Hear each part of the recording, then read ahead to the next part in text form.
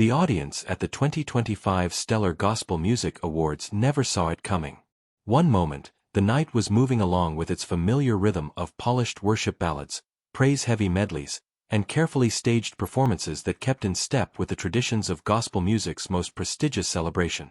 The next moment, Jamal Roberts and Jonathan McReynolds took the stage and delivered a performance so daring, so unexpected, that it shook the very foundation of the gospel music industry.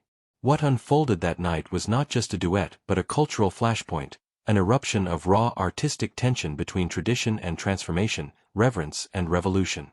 By the time the last note echoed through the hall, the crowd was split down the middle, unsure if they had just witnessed blasphemy or brilliance, desecration or divine inspiration. And in that confusion, the entire conversation around gospel music was rewritten. If you're here listening, make sure to like, comment, and subscribe to the channel so you don't miss more deep stories like this. To understand why this performance struck such a nerve, it's necessary to first look at the figures at the center of it. Jamal Roberts is no stranger to controversy. As a rising star in gospel music, his career has been marked by transparency and boldness that both captivate and unsettle audiences.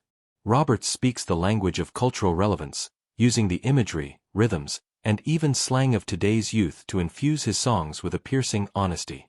He represents a generation that refuses to sanitize faith, a cohort more comfortable talking about doubts, failures, and struggles than polishing everything into easy platitudes. Where older gospel artists often leaned into carefully constructed narratives of perseverance and triumph, Roberts seems determined to expose the messy middle, the nights of doubt, the anger at God, the temptations, and the mistakes that still cling to him. He has publicly said that gospel music cannot afford to be museum art, something admired for its beauty but disconnected from daily life. Instead, he wants it to be a soundtrack for real people living through real struggles in real time. Standing beside him that night was Jonathan McReynolds, a name synonymous with excellence and integrity in modern gospel.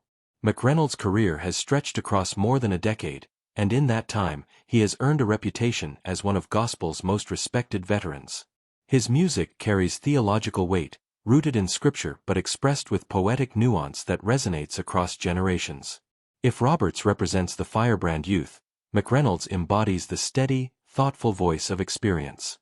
His songs, Cycles, Make Room, Grace, have become modern standards, blending soulful sincerity with an ability to bridge the gap between contemporary sounds and timeless truths. He is respected not just for his artistry but for his ability to mentor younger artists, showing them how to stay grounded in faith while navigating the pressures of fame. On paper, Roberts and McReynolds made an unlikely pairing. One brash and fiery, the other measured and contemplative. Yet that very contrast is what electrified their performance. From the moment Roberts launched into a sharp, edgy verse that sounded more like spoken-word confession than polished hymnody, the room seemed to tilt. His delivery carried an urgency that refused to be ignored, a daring energy that signaled he was not going to play it safe.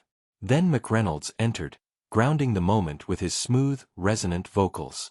His lines brought depth and balance, like an anchor thrown into turbulent waters. The interplay between the two created a musical conversation, one voice crying out with raw passion, the other responding with reflective wisdom.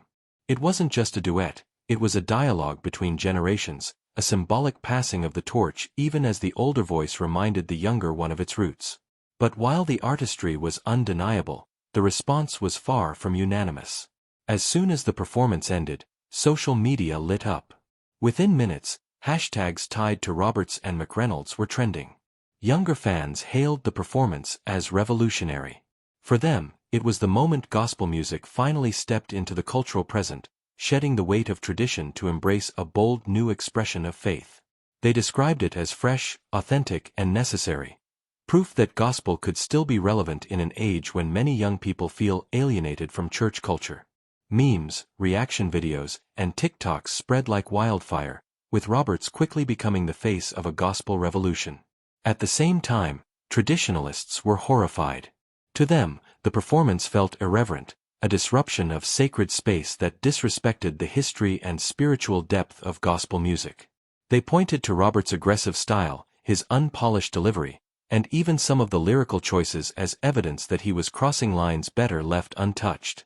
Comments poured in accusing Roberts of turning the Stellas into a circus, of using shock value to grab attention rather than honoring God. While McReynolds' presence softened some criticism, many still felt he had compromised his reputation by standing beside Roberts.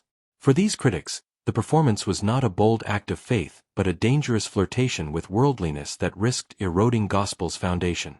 The division was not limited to fans. Industry insiders were equally split. Some saw the duet as exactly what gospel music needed, a spark of innovation in a genre often accused of stagnation. They argued that gospel has always evolved, from the spirituals sung by enslaved Africans to the polished choirs of the 20th century to the contemporary stylings of Kirk Franklin and Mary Mary. Roberts and McReynolds, they said, were simply the next chapter in that story, pushing boundaries to keep the music alive. Others, however, feared that the performance had crossed into dangerous territory. Rumors quickly spread that Roberts and McReynolds had improvised beyond the setlist approved by producers. According to backstage whispers, their decision to extend certain sections and insert unscripted lines through the live broadcast into chaos. Executives, already nervous about Roberts' reputation, reportedly debated cutting his mic mid-performance. Though the producers ultimately allowed the moment to play out, the tension backstage was palpable. These behind-the-scenes conflicts reveal a deeper truth about the state of gospel music today. The genre stands at a crossroads, caught between honoring its sacred heritage and embracing the innovations necessary to reach new generations. For decades, gospel has thrived by balancing reverence with relevance, but that balance is becoming harder to maintain. The performance by Roberts and McReynolds forced the industry to confront that tension in real time. It exposed the generational divide that has long simmered beneath the surface, bringing it to the forefront in a way that can no longer be ignored. The implications stretch far beyond one awards show. Bold performances like this can inspire new creativity and draw in audiences who had written off gospel as outdated. But they can also alienate core listeners who see such experimentation as betrayal. Social media, with its ability to amplify every reaction, has made these cultural debates impossible to contain. Every note, every lyric, every gesture is dissected and debated, turning performances into battlegrounds for larger questions about faith, culture, and identity. Perhaps the most important lesson from that night is that gospel music's future will be defined not by avoiding conflict but by learning to navigate it. The Roberts-McReynolds duet proved that one performance can shift long-term conversations. Whether people loved it or hated it, they were forced to reckon with what gospel means in 2025 and where it should go from here.